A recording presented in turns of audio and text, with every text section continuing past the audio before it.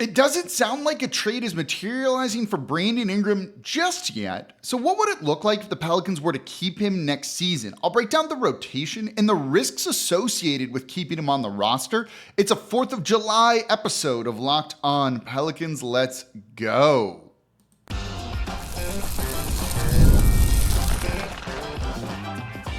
You are Locked On Pelicans, your daily New Orleans Pelicans podcast. Part of the Locked On Podcast Network, your team every day. Welcome to another edition of Locked On Pelicans, the daily podcast covering your favorite team, the New Orleans Pelicans and NBA. Part of the Locked On Podcast Network, your team every day, available wherever you get your podcasts and available on YouTube. I'm your host, Pelicans Insider, credential member of the media, Jake Madison, at NOLA Jake on Twitter. Here with y'all on this 4th of July, a Thursday episode of Locked On Pelicans. TBD if we're going to have a Friday show or not. But look, it's also the slow part of the offseason, so we can take your questions. If you got them, put them in the comments down below. Let me know on Twitter, at NOLA Jake. And of course, thank you for making Locked On Pelicans your first listen today and every day. We're here Monday through Friday, the #1 Pelicans podcast, covering everything you want to know, looking at all of the center options, even if y'all hated the Vucevic trade yesterday, looking at all the center options here for what the Pelicans can do to completely fill out their team and be ready for the start of next season.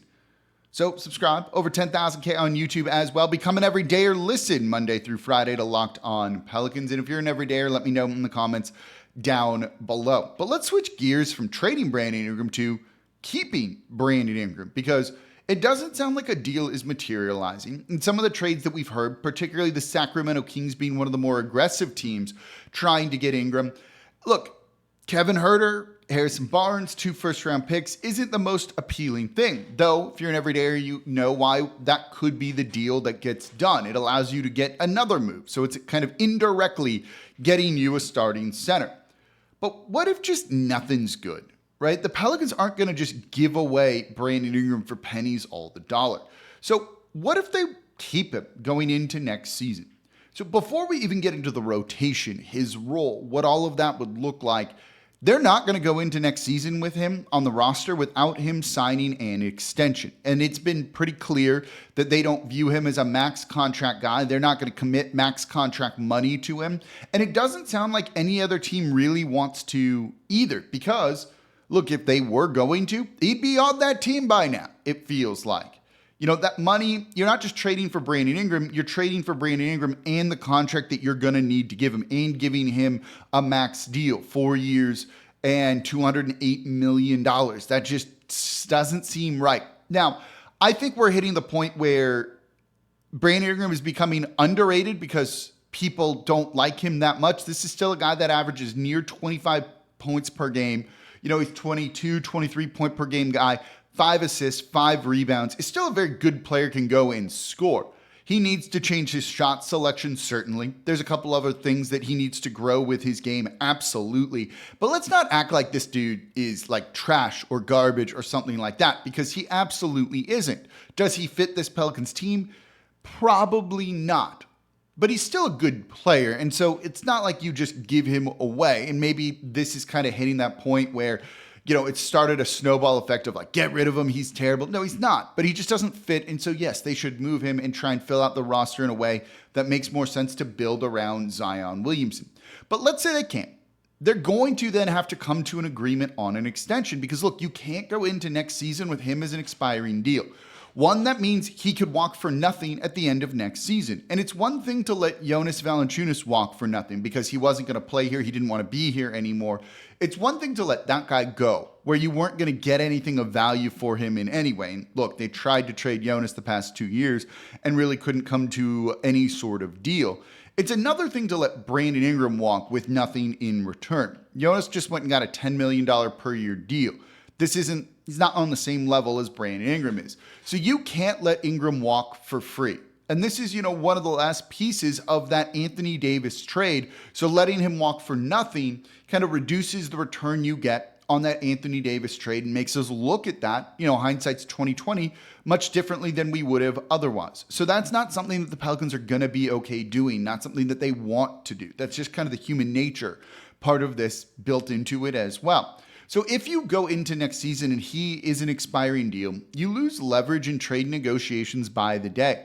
If you hit the trade deadline and he's on the team after that, he's going to walk, or you're going to have to pay him a max, because now all of a sudden in negotiations, he has all sorts of leverage. You don't give me a max deal, I'm going to leave. Look at what happened to the Los Angeles Clippers with Paul George. He left. They got nothing in return, and they're not a better team than they were with him on that roster. They got worse. Simple as that. The Pelicans, being in such key years here, and every year is a key year here, can't afford that type of situation. And that's why you can't let him go into the final year without an extension. Because look, even if you say, okay, we're going to go into next season, we'll trade him at the trade deadline, he becomes a rental for any team. You're going to get a substantially worse return on any trade for him, especially at next year's trade deadline, if he only has, 4 more months left on his contract. Teams are going to view him as a rental. He'll probably look at those teams and be like, you trade for me, I'm not necessarily signing an extension here.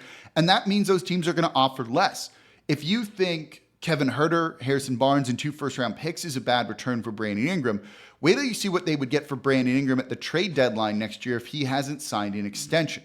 So then the question becomes, can you come to an agreement on some sort of extension? Maybe it's, kind of a max deal, but not for 4 years, but for 2 years.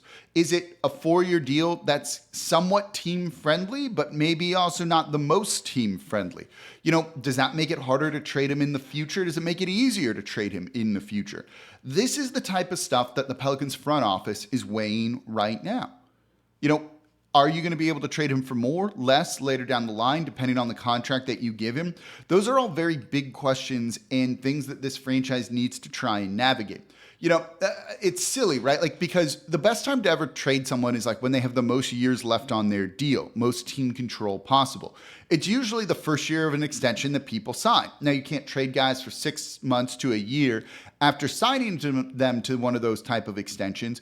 But also, what's the point of signing a guy to an extension if you're just going to trade him within that first year? Doesn't make a ton of sense, right? It's just kind of silly logic. The time to trade Brandon Ingram would have been years ago, but then just trade him before that. It's one of those things that's this doesn't make sense, but it does make sense. So these are the dilemmas that the Pelicans are faced with right now with keeping Brandon Ingram. You're going to keep him on the roster, and we'll get into the rotation, because it's kind of clunky and I'm not entirely sure how it would work.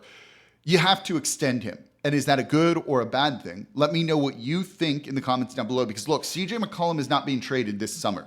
Not being traded this summer at all. It's Brandon Ingram or bust. So let me know, do you want to sign Brandon Ingram to an extension if, say, the best deal on the table is Harrison Barnes, Kevin Huerter, and 2 first-round picks? Let me know in the comments down below. So coming up next, say they keep him. What's the rotation look like? Who's in the starting lineup? Is it CJ? Is it Ingram? Is it Trey Murphy, Herb Jones? Who's your center? All of those are kind of big questions right now. We're going to answer those, or talk about those at the very least, coming up here next in today's episode of Locked On Pelicans. Today's episode of Locked On Pelicans is brought to you by Game Time. This is my go-to ticketing app. And look, maybe you're traveling over the summer, you want to catch a Major League Baseball game. Nothing better than being out of the park, having some snacks, drinks, whatever it might be. The sun's out, it's nice out. Game Time can make it happen. And Game Time is an official ticketing partner of Major League Baseball, which makes getting tickets faster and easier. And prices on the Game Time app actually go down the closer it gets to the first pitch. You're bored, you're not sure what to do. Open the Game Time app, you're going to probably see a deal, and all of a sudden you know what you're doing now. And it works for things beyond just sporting events, theater, comedy, concerts, whatever it is you're looking for. And the reason I love Game Time is because they have those last-minute ticket deals. They also have flash deals, so you save even more with exclusive in-app deals on select seats ahead of the game or the event. You can see the view from your seats before you buy. There's all-in pricing up front. There's so many great reasons to use the Game Time app. So take the guesswork out of buying MLB tickets with Game Time. Download the Game Time app, create an account, and use code LOCKEDONNBA for $20 off your first purchase. Terms apply. Again, create an account, redeem code LOCKEDONNBA, LOCKEDONNBA for $20 off. Download Game Time today. Last minute tickets, lowest prices guaranteed. And thank you for making Locked On Pelicans your first listen today and every day. We're here Monday through Friday, the #1 Pelicans podcast, covering everything you want to know about this Pelicans team. So please subscribe wherever you get your podcast. Join over 10,000 Pelicans fans on YouTube as well. And tell a friend about the show. We're covering everything you want to know about this, looking at all the different options they could have at the center market, looking at free agents that we've covered, looking at trades, everything we can talk about here. We are. So please subscribe wherever you get your podcast. By the way, for your second listen, Locked On Saints with Ross Jackson. That dude is covering everything black and gold, and it's awesome. He's going to be in Irvine for training camp, so make sure he's your second listen today. So let's we explain why they would keep Brandon Ingram and some of the risk of keeping him on there. But what would the rotation look like? And that's where things get a little bit awkward, clunky, weird. If he's on this roster, it's strange because you have some people that are going to be starting. Zion Williamson is going to be starting. If Ingram is on the team, he's going to be starting. You just traded for Dejounte Murray. He's going to be starting. One of the things we've gotten from the Pelicans here is they like the idea of Murray and CJ McCollum together in the backcourt. So he's starting. And then you need a center because Zion's not ready for that role. And you're also kind of running, if you put Zion in that role, without like a traditional power forward. So if your starting lineup is Dejounte Murray, CJ McCollum, Brandon Ingram, Zion Williamson, and a center. That's not a bad lineup, don't get me wrong, but it's a little bit clunky and weird. You have one shooter in CJ. You have one defender in Dejounte Murray, because where do Herb Jones or Trey Murphy fit in? Like, where do they fit in on this with that? Off the bench? Can you move Herb Jones to the bench without starting Trey Murphy? Is there enough shooting in that lineup? Because look, that center position then is likely done cheap. One of the things to keep in mind right now is before you even get into the draft picks, the Pelicans have 10 guys on the roster, and that's really it. And their roster right now is Zion, Ingram, CJ, Murray, Herb Jones, Trey Murphy, Jordan Hawkins, Jeremiah Robinson-Earl, Matt Ryan, and Jose Alvarado. You have 10 guys right there. Add in Yves Missi and Antonio Reeves, and you're at 12 players. You still have 3 open roster spots you need to fill. You don't need to fill all of them, but you want to get to 14 players on your team. You can leave one roster spot open for a future trade, but then you're kind of limited because you can't trade Brandon Ingram for 6 months after he signs an extension. If the trade deadline is early February, you better get a deal done soon because you're pushing that trade deadline number like today. So you need to get this deal done near immediately if that's going to be the case. Otherwise, you're going to have to move him before training camp starts, I think.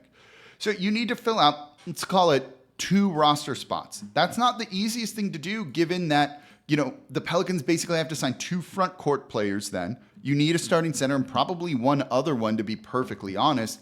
And the options are kind of dwindling there a little bit. It's not an ideal position to be in. And then how does the rotation work, right? Is Trey Murphy coming off the bench? Is Herb Jones coming off the bench?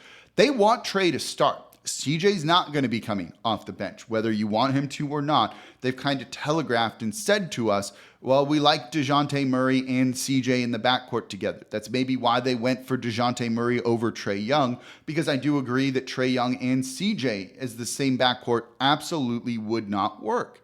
Murray and CJ does, and CJ was great off ball last year, shooting 43% on high volume from 3. You need him in the starting lineup for the shooting alone because no one else in that lineup is like a pure shooter unless Ingram's ready to change his shot profile.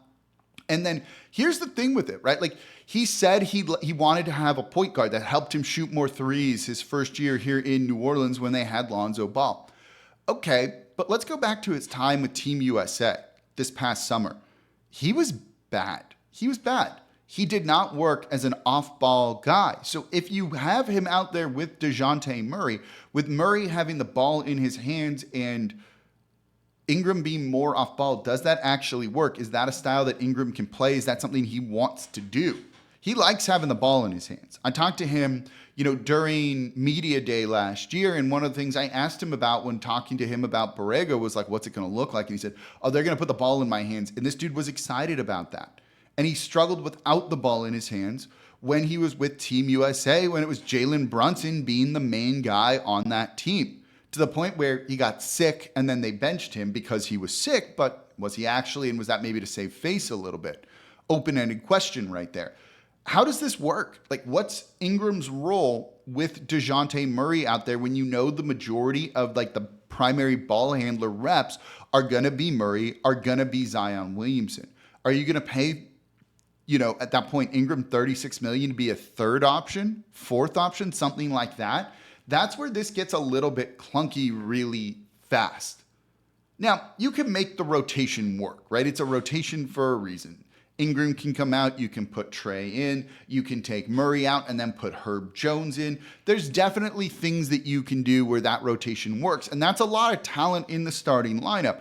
But it feels like you can't roll with that starting unit a ton, and all of a sudden you're going to get into a lot of bench combinations, but you want your starters to be able to cook a little bit together. You want them to play the majority of minutes, and that starting lineup with a lack of shooting and other things is the type of situation that I worry about, like of how tenable is that truly?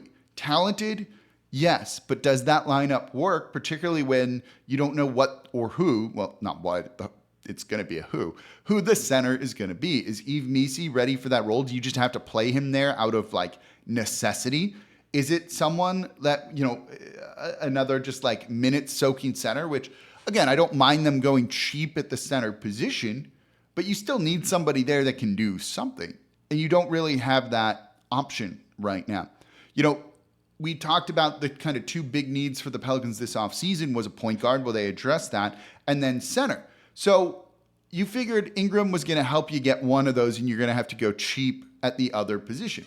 Well, you managed to get the point guard set without Ingram, so now you kind of need to deal him for a center, it feels like. Like, that's kind of the biggest thing to me. It's more out of necessity than maybe anything else, if you kind of get what I'm saying. Like, there is talent here. I just don't know how that's all going to work and kind of fit together. That's on the head coach and Willie Green to try and figure out and do, and that's totally okay. But I don't know. Like, where is that team, in the West? I think that could be a fourth seed, depending on what you do at the center position, even if you go cheap with it. I was just on John O'Barnes' show, and we talked about that. And I think when you look at some of the teams in the West, and we talked about this on Locked On Pelicans the other day, taking steps back, and the Pelicans are moving forward, adding Murray, even if they lose some of the depth here, that's important. But you also look at the team, and they've lost some depth. They need another maybe wing player for Najee Marshall. You could get that in a Brandon Ingram trade along with a center, maybe. If you trade him to the Cleveland Cavaliers for Jared Allen and Max Strus, like, that makes sense. That gives you some wing depth. That gives you a starting center. Like, that works, I think. But if that's not on the table, like, what do you do? And part of this has to do, as we talked about in the first segment, with Ingram's contract, his play style as well. And it puts the Pelicans in an awkward spot if they maybe want to try and keep him. But here's the thing, like, they don't hate him. They don't hate him at all. And if there's another way to figure this out, maybe they will. Let's look at that coming up here next in today's episode of Locked On Pelicans.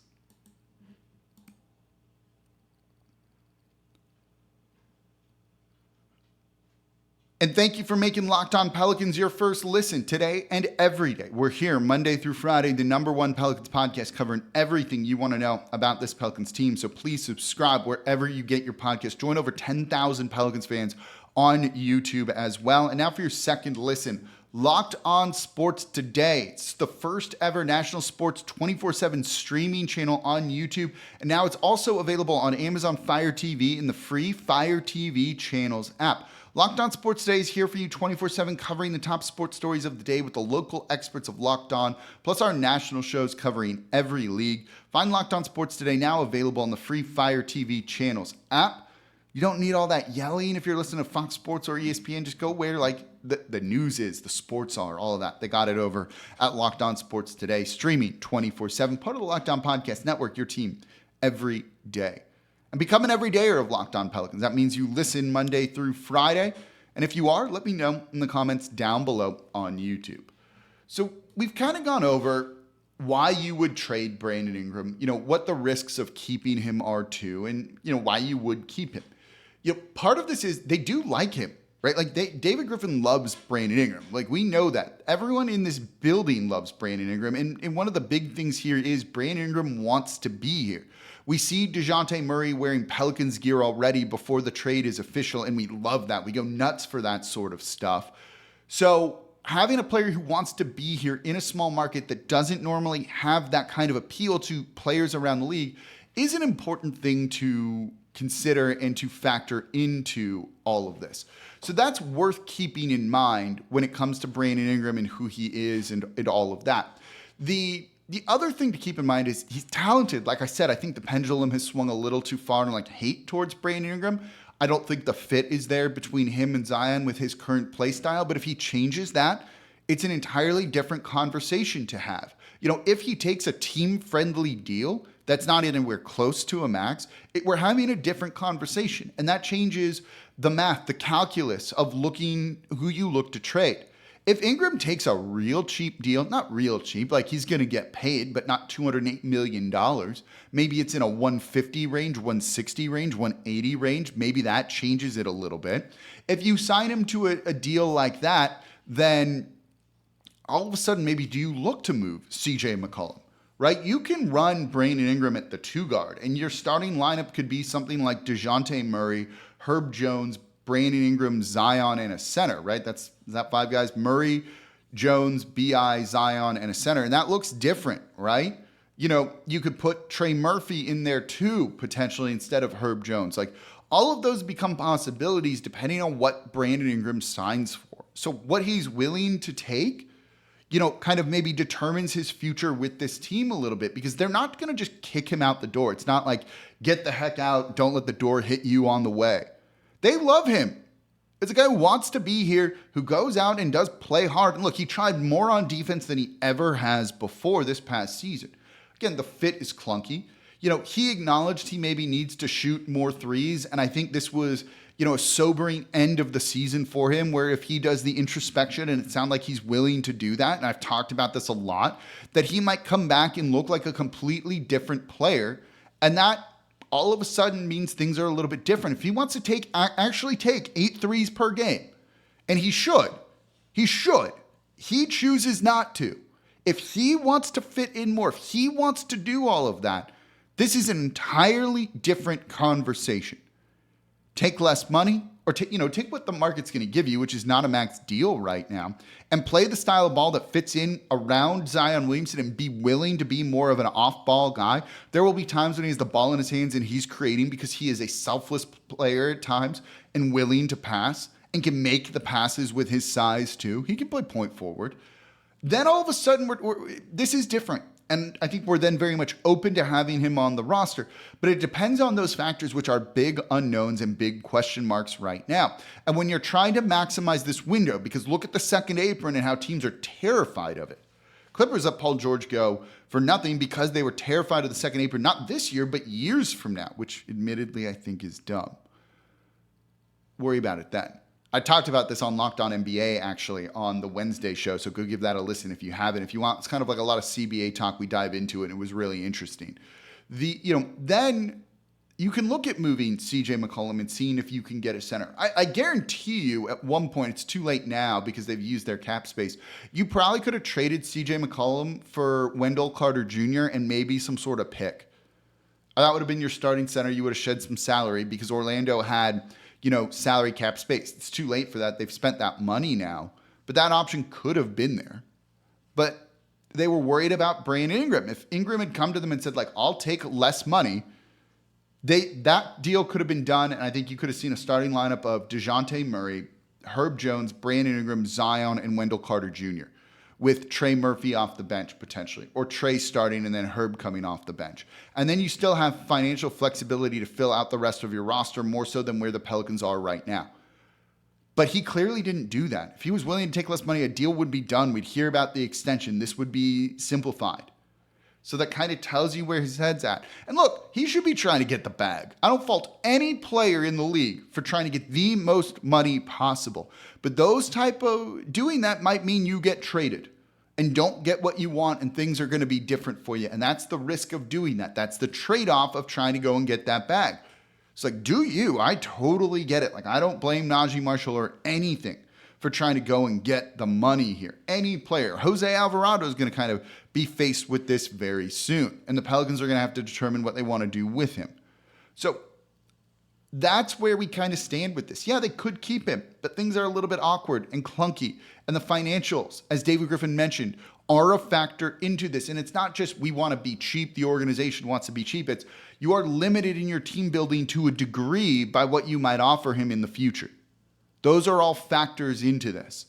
And I also think that might be why this doesn't get resolved anytime soon. And maybe the Pelicans are going to look at bringing him back and seeing what they can offer him. Maybe it's a shorter deal and everyone kind of compromises on that. We're going to find out. This might drag deep into the offseason. We'll see. And we're going to cover it here on Locked On Pelicans, part of the Locked On Podcast Network, your team every day. And that's going to do it for this episode of Locked On Pelicans. I appreciate everyone so much for listening. As always, I'm your host, Jake Madison, at NOLA Jake on Twitter.